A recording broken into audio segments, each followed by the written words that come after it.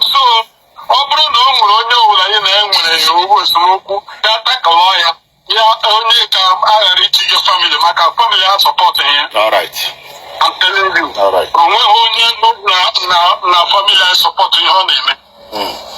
Even ka m na-agwa gị ihe o ruole 10 to 15 years ụkwụ ya mabeghị na baị. You know? Igbo mụrụ nze m ọzọ ekenekwa mụ na anabatakwana mụ n'oge nta akụkọ na Ijele'S TV because this is the only YouTube channel ya na-enweta every happenings and latest updates ihe na-eme na Nigeria na Igbo anyị karịrị akarị. Obele video anyị na-eketa cool dan me play on the full video. Kedu ihe na-eme ebe ahụ? Ụmụ nwanne Ijele abịagobe yo this young man biko n'ọsọ nkwa.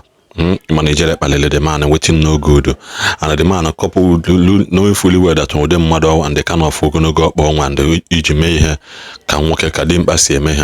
He has never shied away from every battle on a face and ogwali Ijele was an another god can what a cream and a chahe no hair is one a can work a see that he has every capacity case Emily Henisi that even him the more you need check bully that's the more he gets motivated.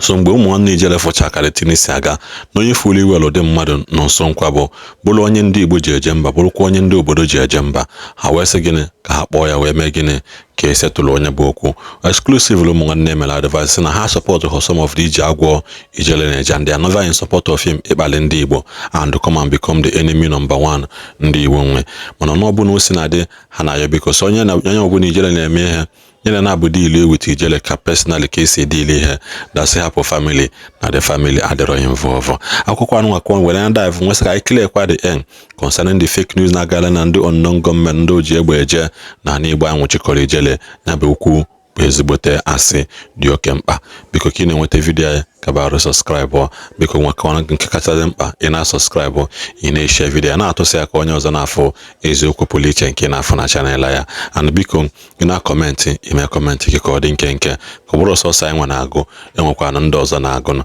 and also always like our video nke ọ bụ na-echa click like ọ bụ free subscription bụ free comment bụkwana free ụna na-aghọta ka ụbọchị tata mara Igbo niile mma ka ọ dịkwana na nezianụ the full story. I'm here. Morning, hello Toshaga. We thank God. Anyị siri ike, anyị dị ike. Okay, my brother. Okay, credit Chineke. Ma'am. Credit Chineke. Ma'am. Follow you. How long you with Amandoba?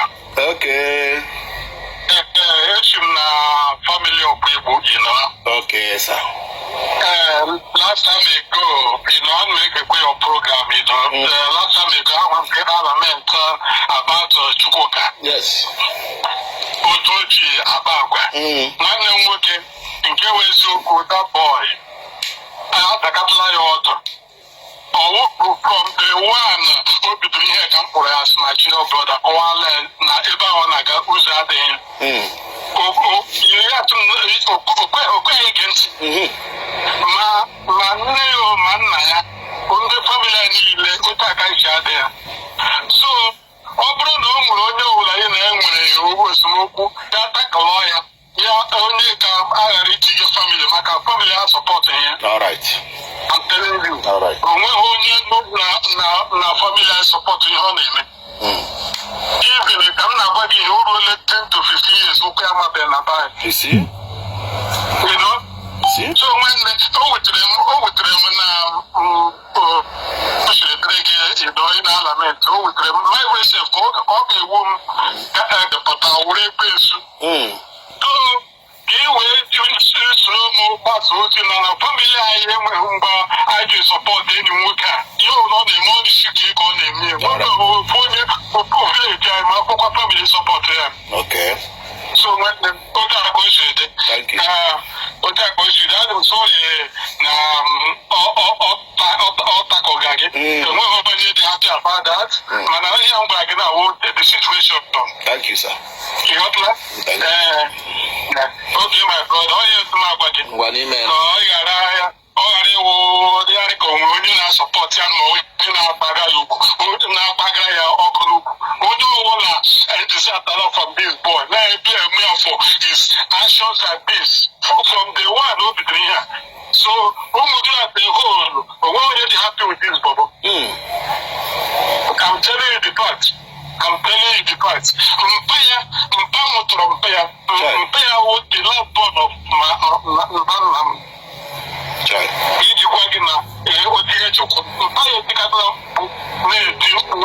you, I want you to be. So, okay, because you don't want them to say, I'm like a book, not a family, we support together at all. Okay, sir. Ọ dị mma ihe ahụ nwanne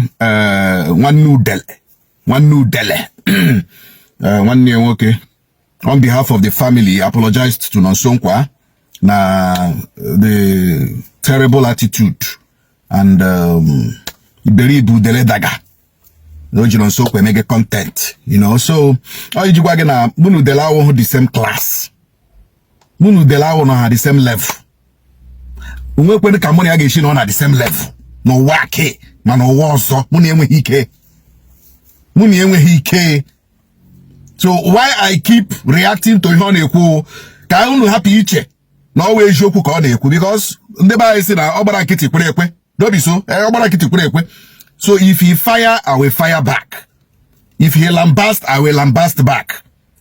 Ịhụ na social media wụ gbasgbos onye pịa gege pịagwụrụ ya, onye yogege yogwụrụ ya. That is social media for you. Then I potassium physically, then we can behave normal. But I know na social media here. I need na gana ara. You got to go to Udele chere na ara. Aram ka ara kie. Udele nwe 5% ara. Aram de 1 million. 1 million%. Imo onye na-amahụ mmadụ na-akpụ ya enyi ya. You got to go onye na-amahụ mmadụ na-akpụ ya enyi ya. Physically aga m ya ara. Ogote ebe a na-eje. Physically m ya ara. But since the family Ariola, we have a lot of videos where Udele implicated himself. He will buy Ndigbo. He will buy 2 years. He will buy. We have a lot of videos. You know, I will keep. In fact, I don't know how family Ariola. I plan to tell him this week. He posts to my certain videos. Talk. You know, Manko Okuru. But the family Ariola. But also again, I will post those videos. I'm a social media. I'm not a gentleman. I may look gentle, but I already gentleman. Oh, a policeman. Only police na di gentle. How munya retro na barracks. Amami na gota. But since the family Ariola no Sonkwa, ba area. No when any family member na support him, I will forgive him. You know, I will forgive him. And I will not mention the family again, because the family onye chi tackle ya tackle ya as Udele. Amami na gota ya tackle ya as Udele. You about our family, huh? Because family of Ebu, our family name be here. Family of Ebu, I don't get this guy, I can't or that nonte. For the past 15 years, all Rubumu Durum Amandoba.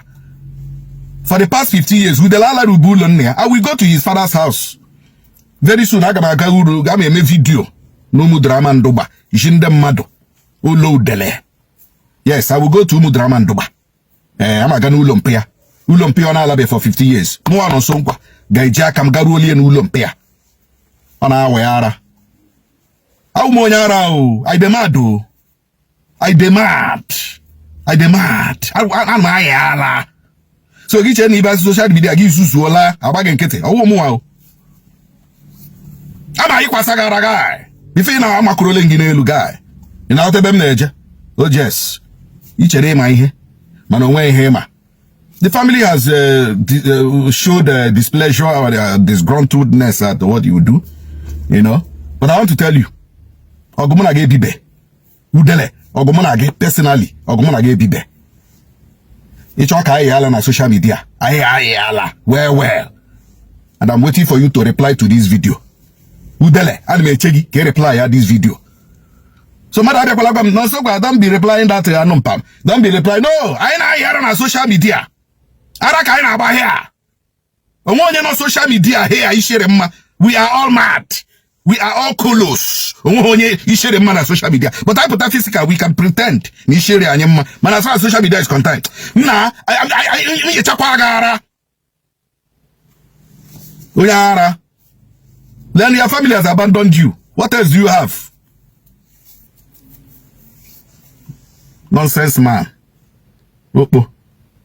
Udele.